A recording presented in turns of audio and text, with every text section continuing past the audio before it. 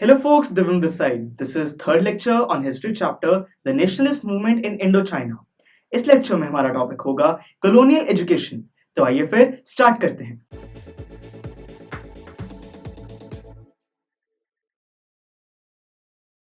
Students, जैसा कि हमने सेकेंड लेक्चर में पढ़ा था कि वियतनाम पर फ्रांस का रूल करने का मोटिव सिर्फ फाइनेंशियल बेनिफिट्स ही नहीं था। वो वियतनामीज यानी कि जो वियतनाम के लोग हैं उनको सिविलाइज भी करना चाहते थे, यानी कि उनको एजुकेट करना चाहते थे।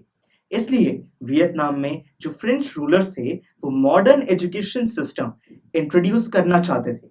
इसके लिए एक सिविलाइजिंग मिशन स्टार्ट हुआ जो कि वियतनाम के नेटिव ट्रेडिशंस, कल्चर और रिलीजन के खिलाफ था। वियतनाम में जब ये सिविलाइजिंग मिशन स्टार्ट हुआ तो जो फ्रेंच टीचर्स थे उनको एक बात का बहुत बड़ा डर था।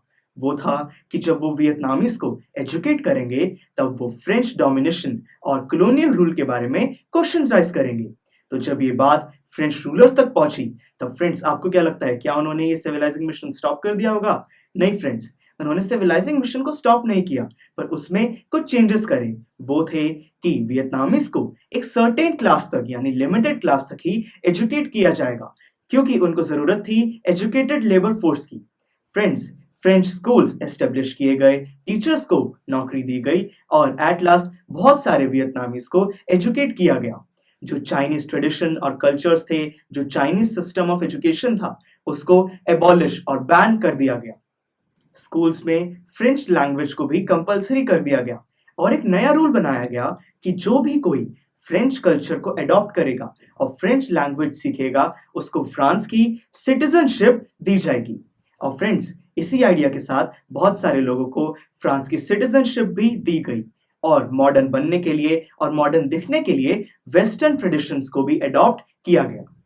धीरे धीरे जो वियतनामीज थे वो एजुकेट होने स्टार्ट हो गए। कुछ स्टूडेंट्स ने एजुकेशन सिस्टम को अपोज भी करना स्टार्ट कर दिया। और फ्रेंड्स, ये तो कुछ भी नहीं, साथ ही साथ कुछ स्कूल स्टूडेंट्स ने ही पॉलिटिकल पार्टीज फॉर्म करना स्टार्ट कर दिया। 1920 में एक पॉलिटिकल पार्टी फॉर्म की गई जिसका नाम था पार्टी ऑफ यंग एनाम। तो इससे आप देख सकते हैं कि यहाँ पर भी वियतनाम में भी नेशनलिज्म का आइडिया धीरे धीरे स्प्रेड होने लगा था, क्योंकि अब जो वियतनामीज थे अब वो जानने लगे थे कि फ्रेंच डोमिनेशन से उनका नेटिव कल्चर और नेटिव ट्रेडिशन खत्म होने लगा है। उनको ये भी पता लगने लगा था कि जो फ्रेंच रूलर्स हैं वो उन्हें स्लेव्स बनाना चाहते हैं। इसलिए इसी मेंटालिटी के साथ उन्होंने एक रेवोल्यूशन की फॉर्मेशन स्टार्ट हो गई।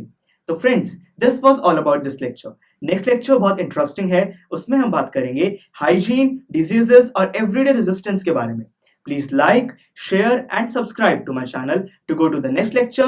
Just click here. Thank you for your time and be safe.